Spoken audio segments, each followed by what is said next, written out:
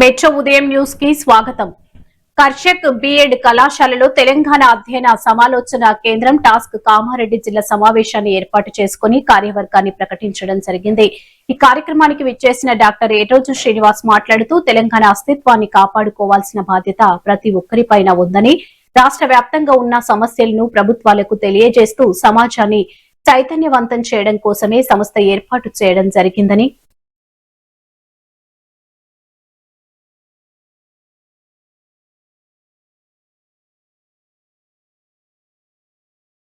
కామారెడ్డి జిల్లా వ్యాప్తంగా ఉన్న సమస్యలను త్వరలోనే అధ్యయనం చేసి ఆ సమస్యలను ప్రభుత్వానికి తెలియజేసి పరిష్కరించే దిశగా ప్రయత్నం చేస్తామని అన్నారు. ఈ కార్యక్రమంలో రాష్ట్ర సలహాదారులు ప్రకాష్, రాష్ట్ర కమిటీ సభ్యులు డాక్టర్ లక్ష్మణ్, డాక్టర్ బాలు, పర్ష వెంకటరమణ, నరేందర్ గౌడ్, జలిగామ శ్రీకాంత్, కరుణాకర్ రావు, కిరణ్ కుమార్, కొంక దేవేందర్, ఎర్రం చంద్రశేఖర్, ప్రమోద్లు పాల్గొనడం జరిగింది.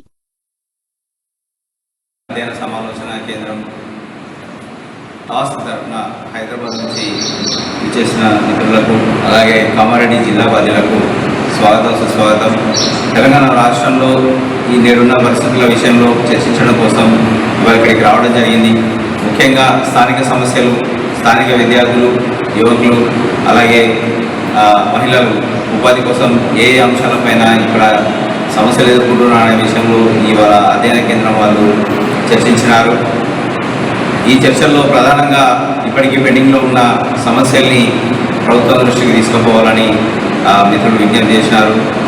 నిజానికి విషాదం ఏంటి అంటే ఈ ప్రాంతంలో ఒక పెద్ద రిజర్వాయర్ కూడా లేకపోవడం, నీటి సమస్యతో ఇబ్బంది పడుతున్నారనే విషయాన్ని మా దృష్టికి తీసుకురావడం జరిగింది.